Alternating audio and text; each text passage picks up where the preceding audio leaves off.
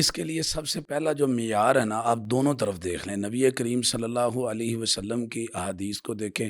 جب آپ نے کوہ صفا پہ گفتگو کی تو تب بھی آپ نے اہل بیت کو بھی خطاب کیا، اپنی لخت جگر فاطمہ رضی اللہ تعالی عنہا ان کا بھی نام لیا، اپنی پھوپھی کا بھی نام لیا، اور سب کو جو معیار بتلایا تھا آخرت کا وہ کیا تھا؟ ایمان۔ بالکل صحیح، ایسی ہے نا، اور وہاں پہ ایمان کو معیار بنا دیا۔ پھر آپ صلی اللہ علیہ وسلم کی ایک حدیث ہے صحیح مسلم شریف میں، جس میں نبی کریم صلی اللہ علیہ وسلم نے فرمایا مم بتا بھی عمل لم یسر بھی نسب۔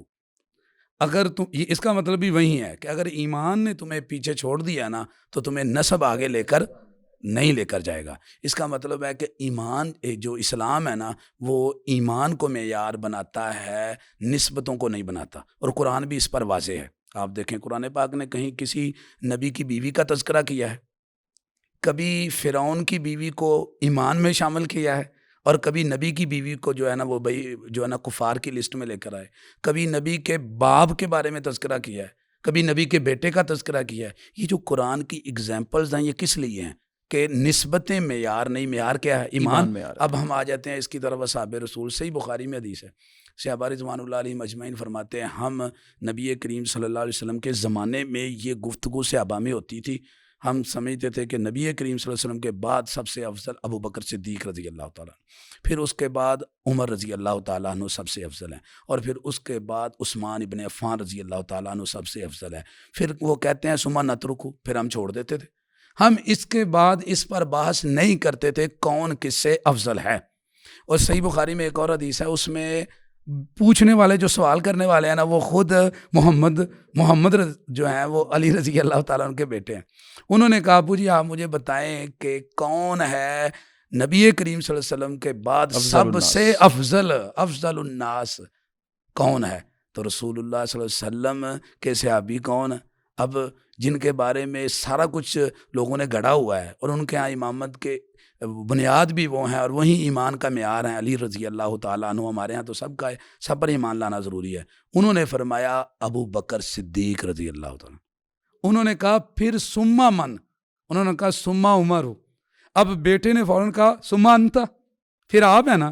آپ نے فرمایا نہیں، میں تو ایک عام مسلمانوں میں سے ایک۔ یہ عاجز نہیں تھی نا، خود بھی بہت اعلیٰ معیار والے ہیں۔ اچھا مزے کی بات یہ ہے کہ یہ جو روایت جو علی رضی اللہ تعالیٰ عنہ نے اپنے بیٹے کو کہا ہے نا، یہی روایت رجال کشی میں بھی موجود ہے، روافظ کی کتاب میں۔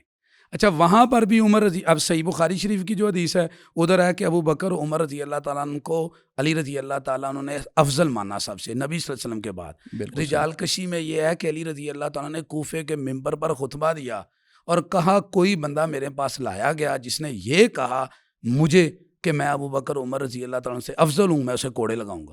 اب وہ معنی جو روافظ کی کتب میں وہیں صحیح بخاری شریف کے اندر موجود ہے۔ صحیح بخاری کے اندر اس کا نمبر ہے 3671، اور روافظ کی جو کتاب ہے رجال کشی اس کی دوسری جلد ہے، اس میں 695 نمبر صفحہ، آپ دیکھ لیجیے۔ اس کا مطلب یہ ہوا کہ علی رضی اللہ تعالیٰ عنہ جو اہل بیت میں سے ہیں جی، وہ جو تربیت کر رہے ہیں لوگوں کی، اور جو ان کی سٹیٹمنٹ ہے وہ یہ ہے کہ ابو بکر عمر عثمان رضی اللہ تعالیٰ عنہم ان سے ہمیں افضل نہ کہو۔ اچھا خرابی کیا ہے بھلا ادھر؟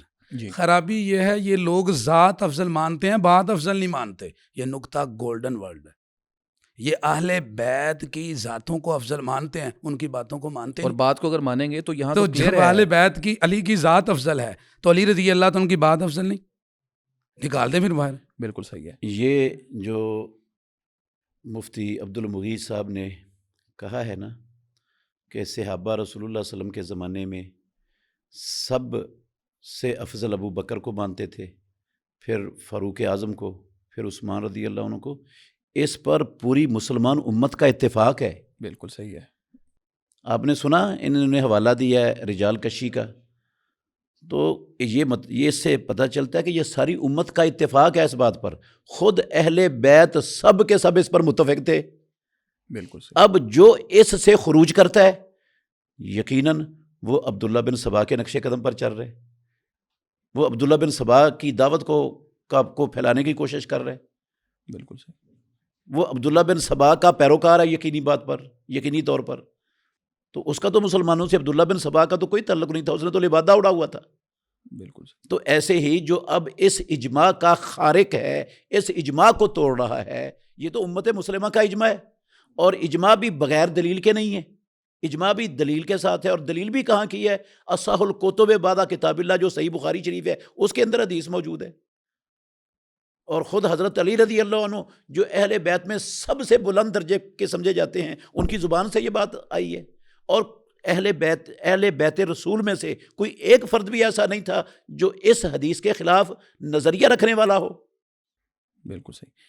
اس کا نتیجہ یہ ہوا کہ اس سوال کے ہم دو حصے بنا لیتے ہیں کہ اہل بیت اور خلفائے ثلاثہ کا اگر تقابل کیا جائے تو اہل السنہ اور اہل تشیع کی تمام کتب اس بات پہ شاہد ہیں کہ جو خلفائے ثلاثہ ہیں یا صاحبین ہیں جناب ابو بکر اور عمر رضی اللہ تعالیٰ عنہما، وہ افضل ہیں، ساری امت میں سے افضل ہیں۔